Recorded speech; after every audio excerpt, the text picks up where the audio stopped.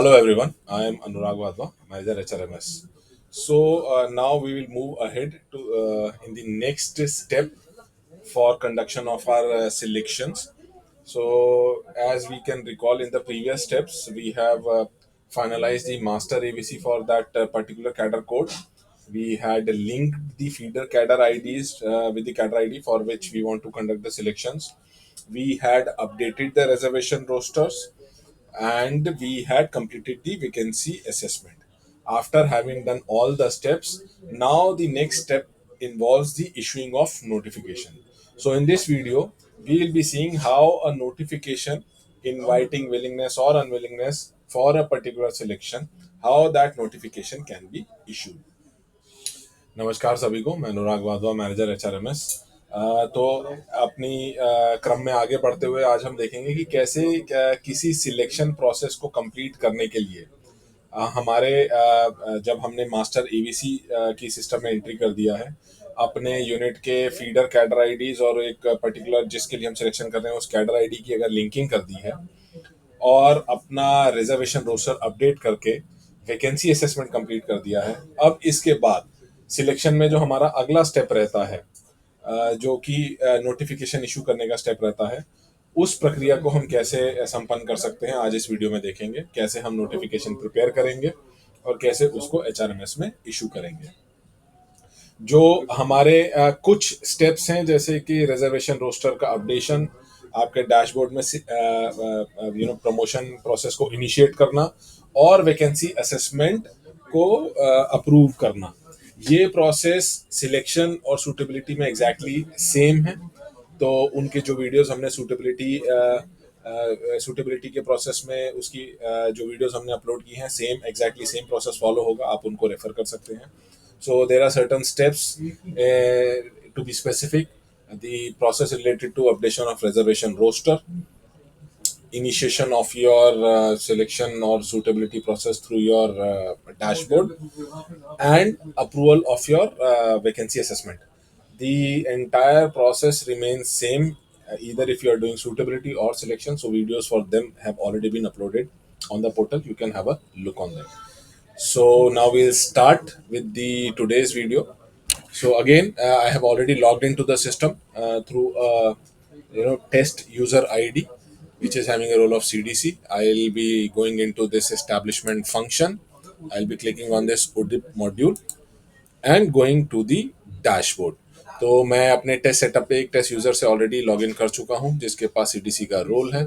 हमको कैसे कहाँ जाना है, हमको अपने एस्टैब्लिशमेंट फंक्शन के मेन्यू में जाना है, उसमें उदिप का जो सब मेन्यू है उस पर क्लिक करेंगे तो ये हमारा जो इनिशिएट मैनेज डैशबोर्ड है हम उस पर क्लिक करेंगे।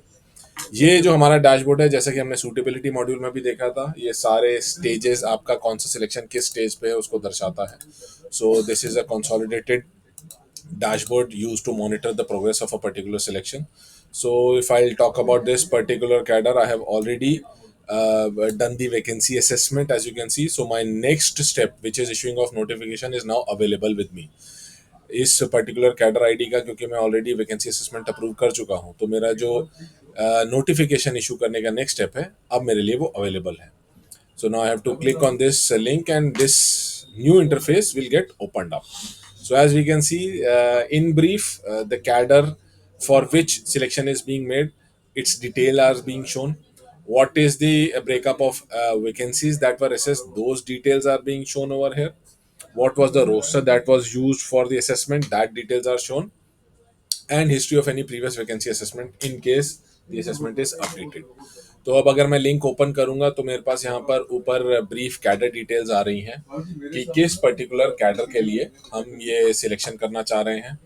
उनकी वैकेंसी असेसमेंट का ब्रेकअप यहाँ पर दिखेगा, क्या हमने वैकेंसी असेस किया था जो कि आपके नोटिफिकेशन में इशू होगा, कौन सा रोस्टर है जो बेस यूज किया गया था इस वैकेंसी असेसमेंट में, और अगर आपका vacancy assessment over the period change हुआ है तो उसका सारा हिस्ट्री। फिर हमारा आता है यहाँ पर सबसे पहला block, that is pre text. अगर हमको नोटिफिकेशन इशू करने से पहले कुछ हेडर में कुछ ब्लॉक में आप लिखना चाह रहे हैं, इंफॉर्मेशन देना चाह रहे हैं, आप उस को यहाँ पर ऐड कर सकते हैं। हम एक टेक्स्ट जनरेटर में ओपन कर लेता हूँ।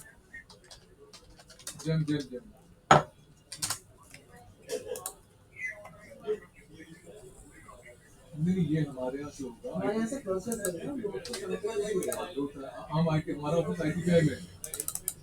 ये जस्ट टेस्टिंग पर्पस के लिए मैं यहाँ पर डाल रहा हूँ, तो अगर आपको एम्प्लॉयज़ को कुछ इन्फॉर्म करना है आप उसको यहाँ पर डाल सकते हैं कि ठीक है,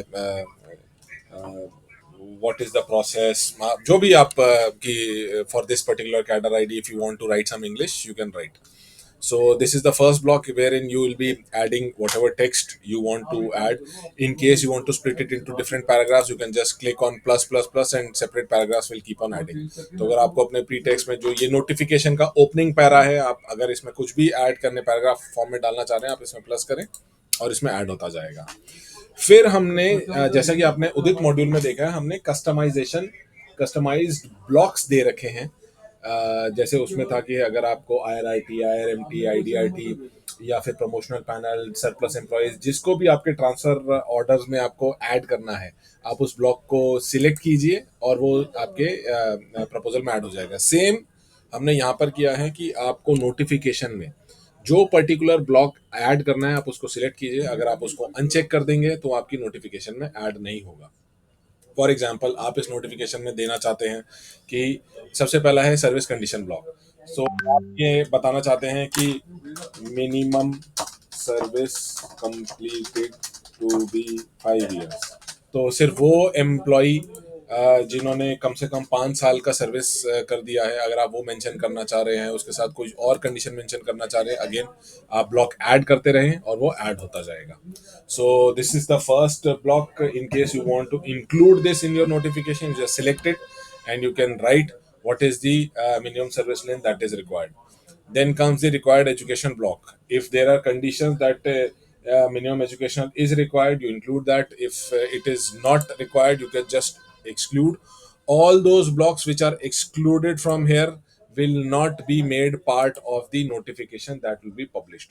तो अगर आपको, जैसे मान लीजिए इस नोटिफिकेशन में हम ये एजुकेशन ब्लॉक नहीं रखते हैं और आप अगर इसको अनचेक कर देते हैं, तो जो जो ब्लॉक्स हमने अनचेक किए हैं, जब हम अपनी नोटिफिकेशन फाइनल पब्लिश करेंगे उसमें उसकी पीडीएफ में ये ब्लॉक्स इंक्लूडेड नहीं रहेंगे. Then comes the required medical fitness block. So after having completed this selection and after having it promoted, what will be the medical classification that will be required to for employees to be fit in, that you over here, that for example I'll enter the one. Then what will be the syllabus of the exam? So whatever the selection that you will be conducting, if you want to mention that you want to write the entire syllabus, you can add that, or you can write this, that syllabus is attached in annexures. So you can attach syllabus in annexures. I'll explain going forward how that can be done. So हम यहाँ पर option है कि आपको syllabus या तो आप यहाँ पे टाइप कर लीजिए, नहीं तो आप उसको एज एन एनेक्चर में आप अटैच कर दीजिए, वो ऑप्शन भी दे रखा है. अगर सिलेक्शन से पहले आपको प्री प्रमोशनल ट्रेनिंग का देना है तो आप इसमें मेंशन कर दीजिए. अगर नहीं है तो आप इसको हटा दीजिए, तो वो ब्लॉक भी नहीं आएगा. सो in case you want to send a message uh, like how many weeks or pre-promotional training, you can mention pre-promotional will be given for 21 days to eligible candidates. So whatever you want to communicate, all this will be printed in your PDF. Whatever you are writing, all these blocks will be combined and single PDF will be generated. I'll be showing you. So how the selection will be made, what will be the mode, it will be written exam, how the record of service will be added. In case you want to add that, you can add. If you don't want to add, just uncheck the box. सो अब अगर आपका जो selection करेंगे उसमें record of service का return exam रहेगा, outstanding रहेगा कि नहीं रहेगा, मार्क्स का ब्रेकअप क्या रहेगा, अगर आप ये सब अपनी नोटिफिकेशन में, आपके यहाँ पर प्रैक्टिस है अगर इसको प्रिंट करने का, तो आप इसमें यहाँ पर टाइप करके प्रिंट कर लीजिए. अगर आपके यहाँ पर प्रैक्टिस नहीं है तो आप इसको अनचेक कर लीजिए, या आपको कुछ भी और इसमें यहाँ पर एम्प्लॉयज को कम्युनिकेट करना है as part of a notification, अगर आपको इसमें भी पैराग्राफ ऐड करना है you can add it. So we have tried to give you very flexible template in which, as per your requirement, whatever is prevalent in your unit, whatever headers and blocks are added in the as part of notification, you can add. So selection with written exam for 100 marks.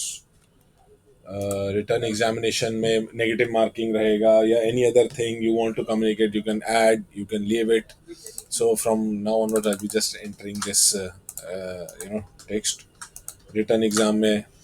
So in case you want to disclose how the panel will be generated, it will be based on merit, it will be based on seniority, whether supplementary exam, absentees, anything that you want to communicate as part of these blocks, you can just add, and they'll be added into this. In case you want any specific information to be disclosed by the candidates while submission of their application, you can indicate over here. अगर आप चाहते हैं कि जब ये notification public होगी, जिसके against में एम्प्लॉय जब अपना ऑप्शन सबमिट करेंगे, उसमें यू वांट कि एम्प्लॉयज कुछ अपना स्पेसिफिक इंफॉर्मेशन डिस्क्लोज करें या कुछ लिखें, तो या किस उसमें प्रोसीजर क्या रहेगा, लास्ट डेट क्या रहेगा, अगर आप कुछ भी यहाँ पर कम्युनिकेट करना चाह रहे हैं तो आप उसको यहाँ पर मेंशन कर सकते हैं. कि अगर there are certain specific grounds जो आप डिस्क्लोज करना चाहते हैं कि किन ग्राउंड्स में एप्लीकेशन रिजेक्ट कर दी जाएगी, वो आप यहाँ पर मेंशन कर सकते हैं. So you can mention the grounds on which the applications will be rejected. Again, up to you whether you want to do or not. Otherwise, you can just uncheck. And after the empanelment, what will be the conditions like training required, mandatory passing of training, minimum marks to be achieved in training.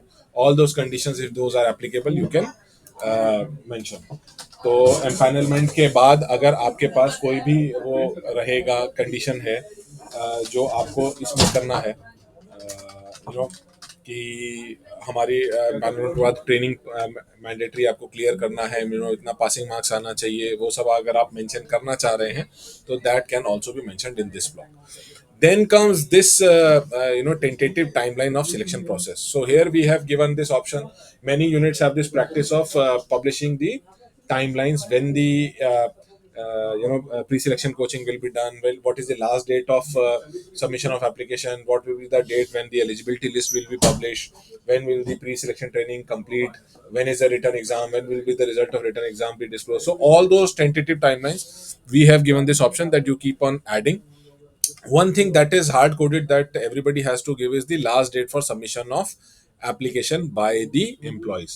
So this date is important because after this date the application form for submission by the employees will get closed. So the process is, once you will publish this notification will be available on the dashboard of the eligible employees who can then submit their applications.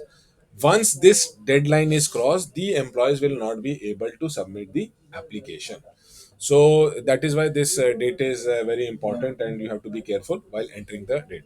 So यहाँ पर हमने जो additional block दे रखा है कि बहुत units में ये प्रैक्टिस रहता है कि जब वो अपना नोटिफिकेशन प्रिंट कर रहे होते हैं, वो अपना पूरा टाइमलाइन साथ में प्रिंट करते हैं कि last date for submission of application क्या रहेगा, date for publishing of final eligibility क्या रहेगा, और आपका प्री सिलेक्शन कोचिंग का कंप्लीशन का टाइम क्या रहेगा, रिटर्न एग्जामिनेशन की डेट क्या रहेगी. तो हमने ऑप्शन दिया प्लस प्लस करके वो सारा यहाँ पर ऐड कर सकते हैं. इसमें जो वन थिंग जो आपको मैंडेटरी डालना है वो लास्ट डेट ऑफ नोटिफिकेशन क्या है, last date for submission of application by employees क्या रहेगा. ये इंपॉर्टेंट इसलिए है क्योंकि जब आप ये नोटिफिकेशन का प्रोसेस जब ये अप्रूव करेंगे और नोटिफिकेशन पब्लिश होगी तो ये एम्प्लॉयज के डैशबोर्ड पर नोटिफिकेशन दिखना स्टार्ट हो जाएगी, जिसके अगेंस्ट एम्प्लॉयज अपना ऑप्शन सबमिट कर सकते हैं. जब ये डेट क्रॉस हो जाएगी, last date of notification submission of application, उस डेट के बाद से कोई भी एम्प्लॉय जो है अपना ऑप्शन अपनी एप्लीकेशन सबमिट कर नहीं पाएगा. दैट इज वाई ये डेट थोड़ा सैक्रोसेंट है, जिसको आपको थोड़ा ध्यान से भरना है. तो अगर मैं इसमें 11 सितंबर डाल रहा हूँ तो 11 सितंबर की रात के बाद से अब ये जैसे ही मैं नोटिफिकेशन पब्लिश करूंगा इसका ऑप्शन अवेलेबल हो जाएगा, एम्प्लॉयज जिसके अगेंस्ट अप्लाई कर सकते हैं, और 11 सितंबर को रात को 12 बजे वो ऑप्शन क्लोज हो जाएगा. सो उसके अलावा बाकी अगर आपको किसी को कुछ भी इसमें प्रिंट करना है, like date for publishing eligibility list, date of return exam, आप इसमें प्लस कर करके आप इसमें डेट्स डाल सकते हैं. इसके बाद आता है एनेक्शर लिस्ट. सो यहाँ पर आप हमने ऑप्शन दिया है कि आप इसमें डॉक्यूमेंट साथ में अटैच कर सकते हैं। जैसे कि आपने अगर सिलेबस करना है, आप वो यहाँ पे लिखिए कि सिलेबस में अपलोड कर रहे हैं क्या, किस तरह का डॉक्यूमेंट है, एंड उसको अपलोड कर दीजिए। उसके साथ any other information you want to disclose, you know मान लीजिए आपने आपका कुछ और है, एप्लीकेशन फॉर्मेट या कुछ भी एप्लीकेशन इंस्ट्रक्शंस जो एम्प्लॉय को आप देना चाह रहे हैं, उसका कोई अगर आप वो देना चाह रहे हैं इंफॉर्मेशन, आप उसको यहाँ पर अपलोड कर दीजिए। So this additional block what we have given is you can upload the document as part of the annexures. So whatever you want the documents to be uploaded, to be merged and circulated as part of the notification, all those documents can be uploaded. So in case you want to circulate the syllabus of the written exam, or certain instructions that pre-drafted, you have a practice of circulating along with the notification, all those things you can upload. All these documents will be merged with this notification and will be circulated. Once you have entered all the required data, then again it this is the approval process of the notification, which is to be approved by your gazetted officer. So this is not the publication of notification. First we are taking the approval that all these data will be printed in the notification. Once this is approved by a gazetted officer, then subsequent process of printing and circulation of notification will be done. एक बार आपने जो ये सारा data डाल दिया है, अब इसके बाद हम इस नोटिफिकेशन का अप्रूवल के लिए भेजेंगे अपने गेजेटेड ऑफिसर को, या आपके एपीओ होंगे या जो भी कैडर ऑफिसर हैं। एक बार जब वो अपने एंड से ये डाटा देख लेंगे कि हम नोटिफिकेशन में क्या क्या पब्लिश करना चाह रहे हैं, अगर उनको कुछ करेक्शन करना है करेक्शन कर लेंगे। एक बार जब ये फाइनलाइज हो जाएगा, तब आप सब्सिक्वेंट स्टेप में जाके नोटिफिकेशन का पीडीएफ प्रिंट कर सकते हैं। So now I'll be sending this to. So now we will log in with the officer to which the notification was sent for verification and approval. तो जिस officer को हमने नोटिफिकेशन भेजा है अप्रूवल के लिए, अब उनके आईडी से हम लॉग इन करके देखेंगे। So यहाँ पर if you'll see all the proposals that are reflected in inbox. So now, so this is the proposal that we have received. So this is the notification. You can see that this is the notification that was sent. If the officer is satisfied that okay, this is to be printed and nothing is to be modified, he can straight away approve and send it back. In case any changes are to be made, again the process is same. They have to just edit and create a new version, and the revised version will then be sent. सो अगर तो आपको ये satisfied है कि ठीक है, ये जो नोटिफिकेशन है वो एज इट इज प्रिंट करना है, तो आप उसको स्ट्रेट अवे अप्रूव कर लीजिए। अगर चेंज करना है तो उसमें हमारे नॉर्मल वर्कफ्लो की तरह उसको एडिट करेंगे और नया वर्जन बना देंगे। अभी के लिए I will just approve and इसको I will send it back. So मैं वापस एपीओ को भेज देता हूँ and then we will see.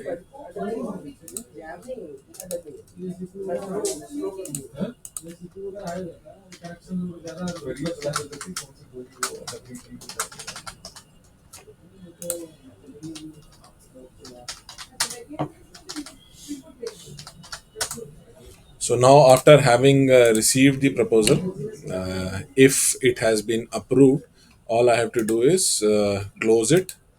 So now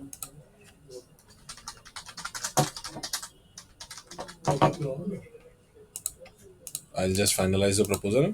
तो मेरे पास क्योंकि ये अप्रूव होके आ चुका है, मैं देख चुका हूँ कि यहाँ पर एक्शन अप्रूव ले चुका है, तो मैं यहाँ पर इसको फाइनलाइज करके प्रपोजल को क्लोज कर दूंगा। सो अब जो मेरा नोटिफिकेशन का टेक्स्ट है जो मेरे को प्रिंट करना था वो अप्रूव हो चुका है। Now comes the next step wherein now I will be publishing this notification. Again I'll be going back to my dashboard, that is selection dashboard. I'll be selecting the department that was electrical general. तो मैं अपना जो department है electrical general के dashboard में मैं जाऊंगा यहाँ पर मैं देख सकता हूँ कि मेरा स्टेटस जो है नोटिफिकेशन का स्टेटस वो अप्रूव हो गया but yet to be publish. So I can see it has been updated that my notification text that has been approved but it is yet to be published.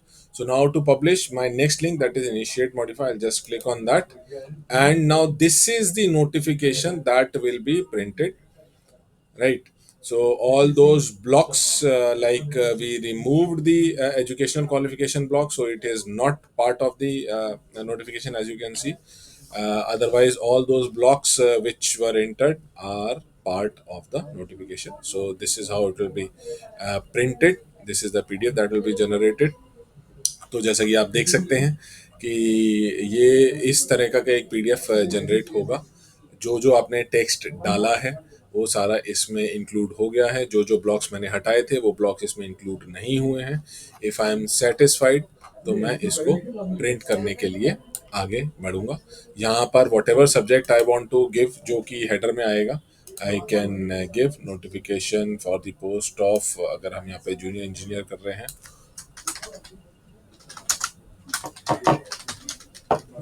pay level 6 of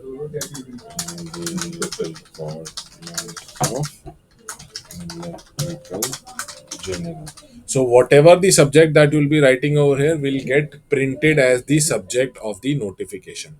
तो जो भी हम यहाँ पर subject type कर रहे हैं, तो जो हमारा नोटिफिकेशन का हेडर होता है, जो सब्जेक्ट होता है, वहाँ पर वो प्रिंट हो जाएगा. इस नोटिफिकेशन को कौन अप्रूव करेगा वो हमको यहाँ पर बताना पड़ेगा. So who is the authority who will be approving and digitally signing this notification, that has to be indicated over here. तो मैं यहाँ पर ये डाल देता हूँ कि ये हमारे सीनियर डीपीओ अगर अप्रूव करेंगे. किस किस को, अगर किसी एम्प्लॉय को आप कॉपी मार्क करना चाह रहे हैं, जो एज अ नोटिफिकेशन का कॉपी जिनको आप इंक्लूड करना चाह रहे हैं, like for example senior DPO को ही अगर आप इंक्लूड करना चाह रहे हैं, जो हमारा नॉर्मल ऑफिस ऑर्डर वगैरह का रहता है, आप उसमें इंक्लूड कर सकते हैं. अगर आप टेक्स्ट बेस्ड कॉपी मार्क करना चाह रहे हैं, like copy to PS to DRM for kind info of DRM, अगर आप टेक्स्ट बेस कॉपी करना चाह रहे हैं, हमने वो प्रोविजन भी दिया है. So anything that you want to for marking copy for, like for example हम यहाँ पे करना चाह रहे हैं copy to divisional secretary of union, या आपका SC/ST एसोसिएशन, वट एवर, जिसको भी आप कॉपी मार्क करना चाह रहे हैं, आप वो सारा यहाँ पर इंक्लूड कर सकते हैं. After having all these information, after having filled it over here, now you can initiate the process for verification as well as printing of the PDF of this notification.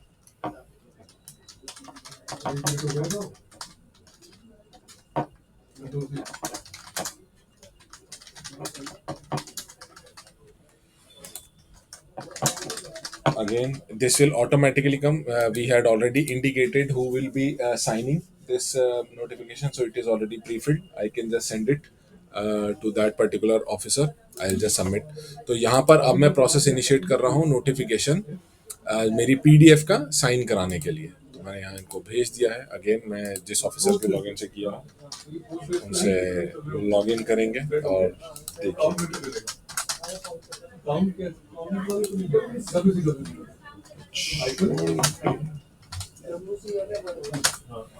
So now I have received that notification in my inbox.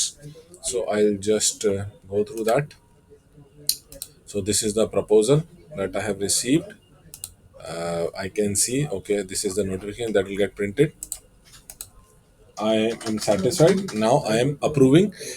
On my approval, the PDF for the notification will be generated, and if satisfied, I will sign it, and the sign will be appended on that PDF. So now we will see how it goes through. तो एक बार अगर मैं satisfied हूँ और मैं approve करूँगा, तो ये जितना भी नोटिफिकेशन का टेक्स्ट आया उसका एक PDF जनरेट होगा. जो जो अनेक्शर्स मैंने उसमें डाले थे वो अब मेरे PDF में मर्ज होंगे, एंड उसको मैं जब डिजिटल साइन करूँगा तो यहाँ पर साइन अपेंड हो जाएगा. तो ये देखिए, ये हमने जो सब्जेक्ट डाला था वो यहाँ पर सब्जेक्ट प्रिंट हो गया है कि किस मैंने जैसे डाला था कि जेई के सिलेक्शन के लिए है। लास्ट डेट ऑफ एप्लीकेशन हमने सबसे पहले ऊपर यहाँ पर हाईलाइट कर दिया है ताकि किसी को भी कंफ्यूजन ना हो। बाकी जो नोटिफिकेशन का जो भी हमारा टेक्स्ट था वो सारा इसमें आ गया है। जो हमने कॉपी मार्क किए थे वो सारे यहाँ पर प्रिंट हो गए हैं। जो ऑफिसर साइन कर रहा है उनका डिटेल्स यहाँ पर आ गया है। एंड ये जो अब हमारे एनेक्शर्स हैं वो एनेक्शर्स एक सेपरेटर पेज है एनेक्शर, उसके बाद आपने जो जो एनेक्शर्स अपलोड किए हैं वो सारे यहाँ पर इसमें अपलोड हो गए हैं। So this is how the PDF for the notification will look. Whatever the subject that I entered as a part of this notification preparation, it is clearly visible over here.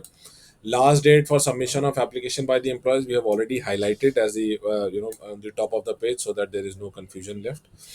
All the details that were approved as part of the notification approval process are being shown over here. Whatever, see the copy that I have marked, copy to DRM, ADRM, copy to DS, everything is being shown as part of copy to. And those who have been marked as HRMS ID wise, those details are also being shown. The officer who is signing the notification, his details are being shown. Whatever annexures I have uploaded, there is a separator page of annexures, and those annexures are now merged with the same PDF. Now, if I am satisfied, now I'll be signing this notification and appending my digital signature over here.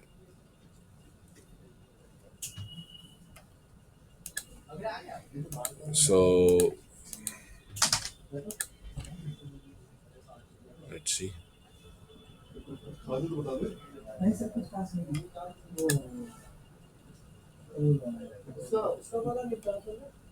So now the notification for my this selection has been published, and now it will be available since it is signed, and it is public, and it will be available on the dashboard of the employees, which we'll be seeing how it will look and how you can apply against that will be explained in the next video.